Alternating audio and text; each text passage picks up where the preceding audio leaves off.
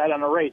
Yet, all while you're saying that, I think you're failing to see that your words could create genocide, not just on one race, but on a myriad of other races. And if you just told Alan a couple minutes ago you're not against all other races. For instance, this Asian race of farmers or whatever, you were okay with. So, number one, I think that's hypocritical because you're... We only have time for now. We've got to take a break in a minute here, so let's give April a chance to respond to that. Yeah, I could see maybe the point that you're saying in that, but some of us whites are just tired of being attacked, and we're ready to stand up for ourselves. And if that means that we put ourselves in danger by speaking up for ourselves, then I guess that's what you we'll think do. Whites are the put upon? Think of the call, sir. Attacked people in our society. Blacks are not attacked. Absolutely. Gays are not attacked. Mexicans, immigrants are not attacked. Special people. They're promoted as special people in our society that are never held to any. Blacks, for instance, are never held responsible for anything that they do because they can always claim that they had a bad childhood or they were raised in poverty. Something tells me you didn't vote for Barack Obama. You know what? I would have voted for him before I would have voted for McCain, though. Really? Why? Well, because I just really didn't like McCain. Right. I don't like his basically unquestioning support of Israel. All right, hold on a moment. We're going to pick it up. We'll take some more calls for April Gaede at 877-4ALAN, 877-367-2526, or online at allen.com.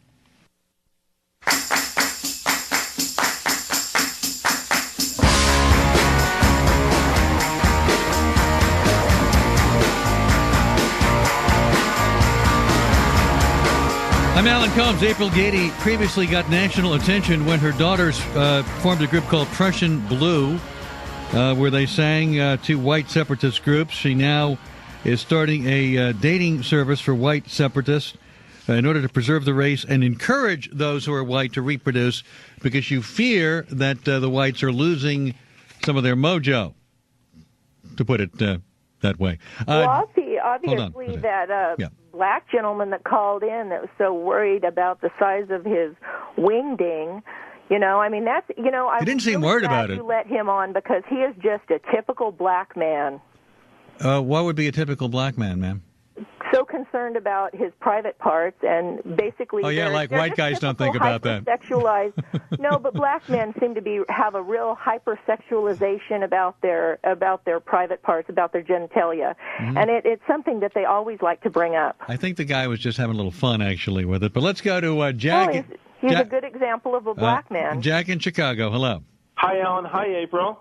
April, I'm a big fan of yours. I saw after that interview the documentary with Louis Theroux. Thought you and your daughters, I thought it was fantastic. I thought your daughters were really talented, and I thought you were the star of the show. Well, thank you. So you're a white separatist, Jack? I don't like to do labels. I am a white American. I'm not a white American. I'm not an Arab or Pakistani person. I'm not a Haitian. I'm a white American, and that's what I am. And I'm trying to make. And your folks came over on the Mayflower?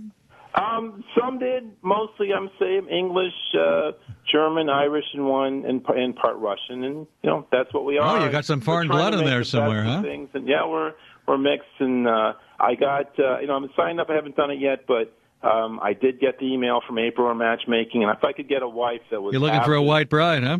If I could get a wife that was half as spirited and talented and beautiful as April Gaede, I would be very lucky. Really, but you definitely want a white bride in order to reproduce and produce nice white children. Well, I think that most cultures would like to protect their their heritage, and like Orthodox Jewish people have matchmaking, Hindus, Japanese I people. married outside my gender. Anyway, thank you very much. 877-4ALAN, 367-2526. By the way, April, now in terms of matchmaking, do they have to have blue eyes? Does that matter? Blonde hair?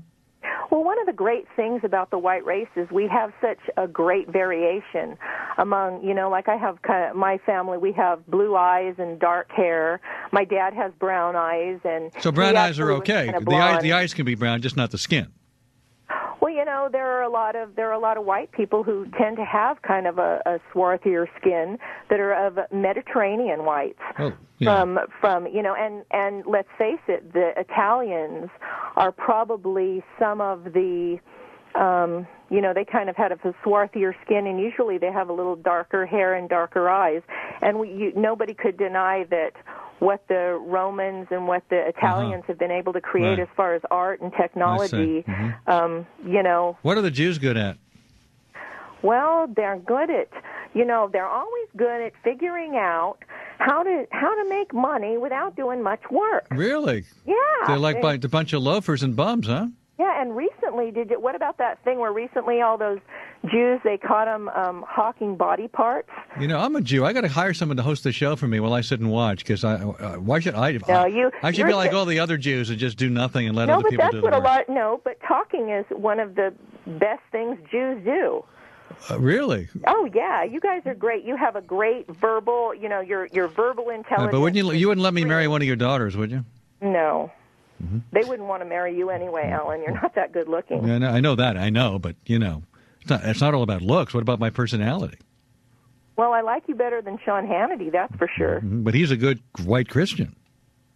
Well, I don't think he is. All right. Let's go to David in Chicago. Hello, David. Hello.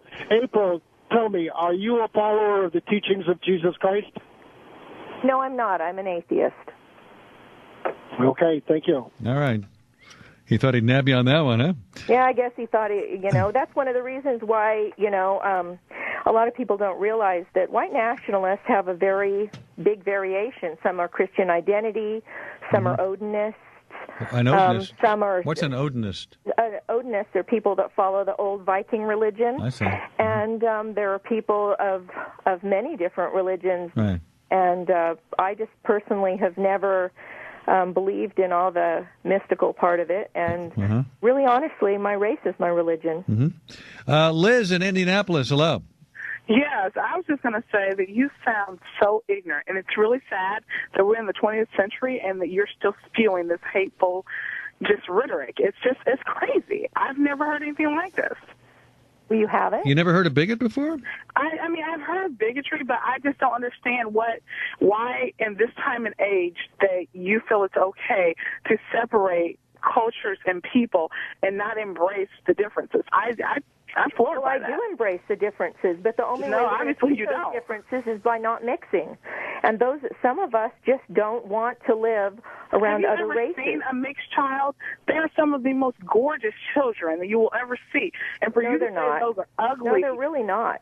Yes, I mean, once in a while there's a Halle Berry pops out, but for the vast majority, I'm sorry. So you dig Halle Berry, huh? Once in a while you get a Halle Berry, but for the most part, mulattoes are very homely creatures.